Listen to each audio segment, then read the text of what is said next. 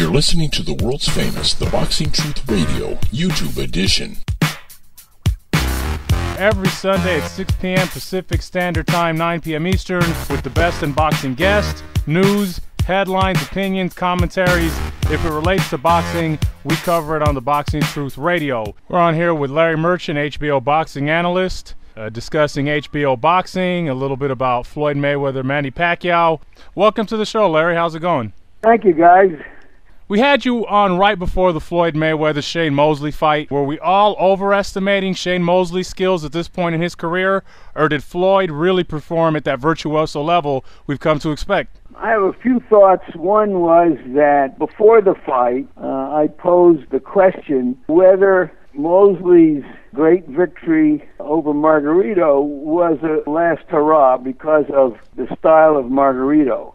The history of veteran fighters who can look like their younger selves when faced with the right opponent, which usually means with an opponent who's coming to them that they don't have to chase around. Because the one thing that generally will expose older veteran champions is speed. I think we saw that play itself out in this fight. Mayweather came out and wanted to go toe-to-toe with Mosley. He got clocked pretty good. We've never seen him in that kind of trouble. And after that, he decided to go back to doing what he does best. You've seen Floyd perform for almost probably over a decade now, at ringside. What are your thoughts on the recent statements made by Freddie Roach stating that it seems as though Floyd has lost a step? Did you notice any of that?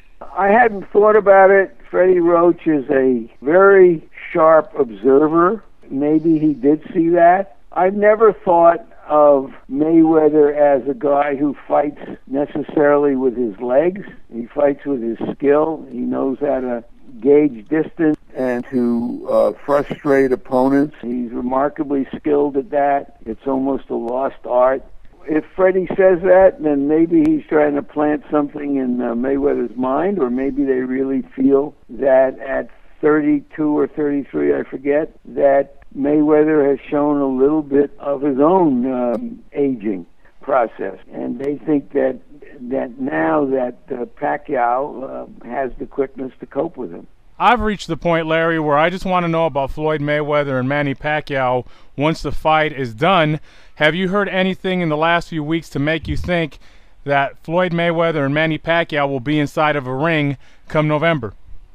Well, first off, I'm probably the last guy you want to ask, because I couldn't believe that they wouldn't meet back in March. That with so much money on the table and having already agreed to the split, who could have imagined that they would have found issues that would come between them at that point? But yes, I do believe it's going to happen in November. What explicitly I've heard, I can't reveal entirely, but I think that most of the issues have been resolved, which doesn't mean that they won't find something else. This is very true. Obviously, Pacquiao and Mayweather are highly established boxing athletes. I'd like to talk a little bit about somebody that's on the come-up. I believe that you saw the Khan Malignaggi fight. What were your thoughts on Amir Khan's performance, and what do you believe his ability to be, to potentially be that next superstar in boxing? Well, I thought it was a very good performance against a guy who can't hurt you. And we'll get a better gauge on Khan when we see him fight somebody who can hurt you. I thought he showed the kind of skills and presence that gives him a shot at being an important figure, and especially in the junior welterweight division now, which is a hot division, and maybe growing up into the welterweight division. But I still think that we're going to have to see him face some serious opponents before we can make a final judgment that he's arrived. I know he talked about fighting Maidana, but I don't think his brain trust is seriously interested in finding out about his ability to take a punch that fast. But he's got some real skills, and he's in that category of guys you say, well, I want to see what he's up to in his future fights. Let me ask you a question, Larry, and I ask it with the utmost respect. We look at HBO, it's the biggest producer of boxing television in the United States of America, and you touched about Khan's potential opposition and how his management and Golden Boy Promotions might be a little bit aversive to putting him in there with someone that carries a heavy punch, maybe someone like Victor Ortiz, or, you know, a well-rounded boxer like Devon Alexander. This year we've seen, Timothy Bradley somewhat avoid Devon Alexander. We've seen Manny Pacquiao and Floyd Mayweather, squabble over silly things. How much power do you think HBO has in forcing these promoters to give the consumers of boxing in the United States the fights they really want to see? Do you think HBO at an upper management level does all that it can to push the issue with these promoters? That's not my pay grade. I don't make those decisions. That's first. Secondly, look, it's an HBO self-interest to get the best fights we can get. But the brain trusts, managers, advisors, promoters, aren't always interested in getting the best fight. For example, right now, everybody would like to see Martinez fight again, and a Martinez-Williams fight certainly seems to make sense, a rematch after their first fight. But from what I've heard, neither side, I'm not talking about the fighters, I'm talking about their handlers, is interested in having that fight right now.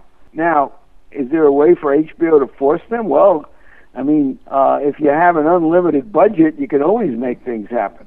But there are limits to the budgets. So, I don't know. We have a certain amount of power to make or pressure management into going away from their own agendas. And listen, when a promoter or manager gets a money-making fighter, what do they want to do? They want to make money with him. And what's the best way to make money from their point of view? Until there's a huge jackpot out there for them to take a risk, they'd rather fight a fighter they think poses the least amount of risk. So that's an old story, and hopefully various networks will resist the temptation to give these guys the soft touches that they would prefer, and hopefully narrow it down so that they would have to agree to fight somebody of substance. Listen, that's what we want, certainly, as a network. But you can't force it to happen unless you can throw a lot of money at them. And I don't know that there are many fights out there that it's even worth throwing a lot of money out at. In the case of Alexander and Bradley, both of their promoters seem to agree that the time isn't right yet. That these are two really good young fighters, and that after a little bit more exposure, them fighting each other would be a big deal, and that they're best off waiting for that. And I kind of agree with that assessment. I've heard that, and it's not a secret that Castides has been posed as an opponent for Khan, for example. Well, I'd love to see that, but there's a question about whether Khan's management would love to see it right away.